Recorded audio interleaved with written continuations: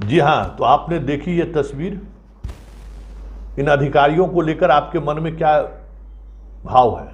एक अच्छे अधिकारी हैं, लेकिन दूसरा चरित्र क्या है? जरा इन चरित्र को समझिए। ये अभिषेक अग्रवाल जिसकी गिरफ्तारी हुई है कल, वो व्यक्ति राज्य के डीजीपी और मुख्यमंत्री को फोन करता है।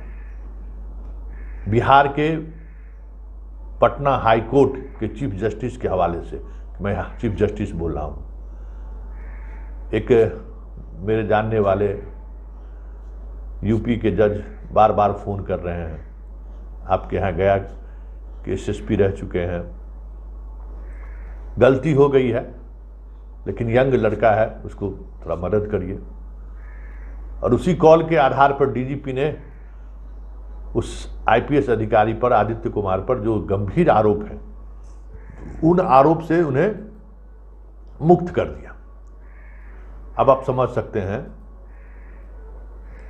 कि जिन अधिकारियों पर इतना गंभीर आरोप था, वो हाई कोर्ट के चीफ जस्टिस के हवाले से जो फोन कॉल आया, उसके आधार पर उन्हें दोष मुक्त कर दिया गया। वो हो गए, फाइल पहुंच गई मुख्यमंत्री के पास। मुख्यमंत्री के यहाँ जैसी फाइल पहुंची, कुछ वक्त लगा तो वहां भी ये फोन करने लगा। तो मुख्यमंत्री सचिवालय को लगा कि कुछ न कुछ गड़बड़ तो है, और उसके बाद वो आर्थिक अपराध इकाई को जांच का आदेश दिया। जांच के दौरान ये पता चला कि ये फर्जी आदमी है, अभिषेक अग्रवाल इनका नाम है, और ये पटना के ही रहने वाले हैं। और इस मामले में कल कार्रवाई हुई, 4 व्यक्ति गिरफ्तार हुए। जो इनके नाम से सिम इन्होंने लिया था, बाकी जो इनके सहयोगी थे सभी गिरफ्तार हुए। ठीक है, ये अभिषेक अग्रवाल आदित्य कुमार के अच्छे मित्र हैं, इनके फेसबुक प्रोफाइल से ऐसा दिखता भी है। लेकिन सबसे बड़ा सवाल ये है कि ये व्यक्ति, अभिषेक अग्रवाल जो व्यक्ति है, वो देश के गृह मंत्री के नाम पर भी फर्जीवाड़ी करते हुए गिरफ्तार हो चुके हैं। और कोई नहीं, दिल्ली पुलिस ने इनको गिरफ्तार किया है। और उस बार भी इन पर आरोप ये लगा था कि ये व्यक्ति गृह मंत्री बनकर फोन कॉल कर रहे थे और किसी मामले के निपटारे की बात कर रहे थे। इसकी शिकायत दिल्ली पुलिस को की गई और दिल्ली पुलिस ने इनको गिरफ्तार किया। इतना ही नहीं, बिहार के एक आईपीएस अधिकारी है सौरभ शाह, उनके पिता से एक ठगी के मामले में इनकी भागलपुर पुलिस ने गिरफ्तार किया, इन्हें गिरफ्तार किया, चार्जशीट किया। इस मामले में भी ये जेल रहे, कोलकाता में भी ये जेल रहे। लेकिन इन सब के बावजूद भी, इतने बड़े फर्जीवाड़ी करने वाला अपराधी होने के बावजूद भी, इसकी सीधी पहुंच पुलिस मुख्यालय के अंदर थी। हम जैसे पत्रकार, सीनियर पत्रकार को भी अगर एंट्री करना है तो पूरा सब कुछ लिखना है, किस मकसद से आए हैं, किन से मिलना है, सब कुछ दर्ज करिए। लेकिन इसके लिए किसी को रोकने की अनुमति नहीं थी, साहस नहीं कर सकता था। सीधे डीजीपी के दफ्तर पर जाते थे। पुलिस मुख्यालय में तैनात दर्जनों आईपीएस अधिकारी के दफ्तर में इसका सीधा प्रवेश था। क्या कोई इस तरीके के मामले में चार्जशीटेड अपराधी पुलिस के महकमे में जाकर बैठे तो आप क्या कर सकते हैं? पहले हम बात करते थे राजनीति का अपराधीकरण का, और अब हम बात कर रहे हैं पुलिस के अपराधीकरण का। ये तो पुलिस का अपराधीकरण ही तो है। सार्वजनिक जगह पर कहीं आप फोटो खिंचा लीजिए, ये अलग बात है, लेकिन व्यक्तिगत कार्यक्रम में अगर आप शामिल होते हैं, उसके बेटे के जन्मदिन में शामिल होते हैं, उसके मैरिज एनिवर्सरी में शामिल होते हैं, आईपीएस बेस में आप उनसे मिलते हैं, क्या आपको यह पता नहीं है कि ये इतना बड़ा शातिर अपराधी है?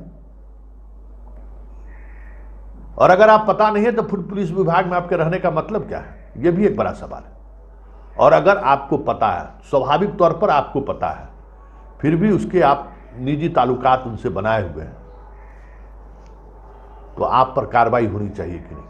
क्योंकि आज के इस मामले में, जिस गंभीर मामले में पटना के हाई कोर्ट के चीफ जस्टिस के हवाले से नहीं, खुद वो फोन करता है और पैरवी करके उसे अपने मित्र को मुकदमे से बचाता है।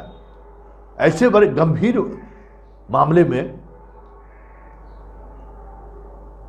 आरोपी जो व्यक्ति है, ये कम साहस की बात है कि देश के गृह मंत्री और एक राज्य के आप चीफ जस्टिस बनकर आप फोन कर रहे हैं। कितना बड़ा दुस्साहस कर रहा है ये व्यक्ति, आप समझ सकते हैं। ऐसे व्यक्ति का सीधा प्रवेश पुलिस महकमा, पुलिस का जो इंस्टीट्यूशन का जो हेड डीजीपी बैठते हैं, जहां सारे देश के राज्य के आईपीएस अधिकारी जहां बैठते हैं, वहां उनका सीधा प्रवेश होगा, तो ये पुलिस का अपराधीकरण नहीं है।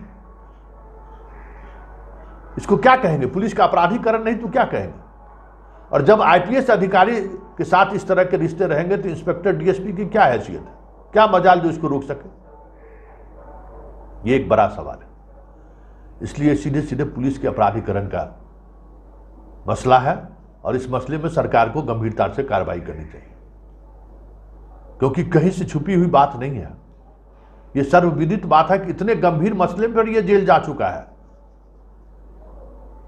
और ये जनाब जिस तरीके से अपने फेसबुक प्रोफाइल पर पूरी तस्वीर लगाकर रखा है, आप सोच सकते हैं कि इस तस्वीर के सहारे ये किस तरीके का फर्जीवाड़ा करता होगा, या इस तस्वीर में जिस तरीके के रिश्ते दिख रहे हैं आईपीएस अधिकारियों के साथ, उनकी जब जिला में पोस्टिंग होती होगी तो उस जिला में इसका क्या चलता होगा, क्या रसूख होगा, ये इसका अंदाजा कर लीजिए। तो ऐसे में ये साधारण सी घटना नहीं है, ये एक बड़ी घटना है और ये पूरे सिस्टम के लिए एक चुनौती है कि एक आईपीएस अधिकारी के चरित्र जब इस तरह से हो जाएंगे तो फिर रूल ऑफ लॉ का मतलब क्या रह गया, सुशासन का मतलब क्या रह गया। अब देखना यह है कि सुशासन की सरकार का दावा करने वाले नीतीश कुमार इन अधिकारियों के साथ किस तरीके से निपटते हैं, क्योंकि ये साधारण मसला नहीं है, ये एक गंभीर मसला है। आपके दफ्तर में आके मिल के तस्वीर खिंचा ले कोई बड़ी बात नहीं है, लेकिन आप उनके निजी कार्यक्रम में शामिल हो रहे हैं, इसका मतलब है कि आप व्यक्तिगत तौर पे उससे जुड़े हुए हैं। 2 दर्जन से अधिक आईपीएस अधिकारियों की तस्वीर इसके सोशल पेज पे है।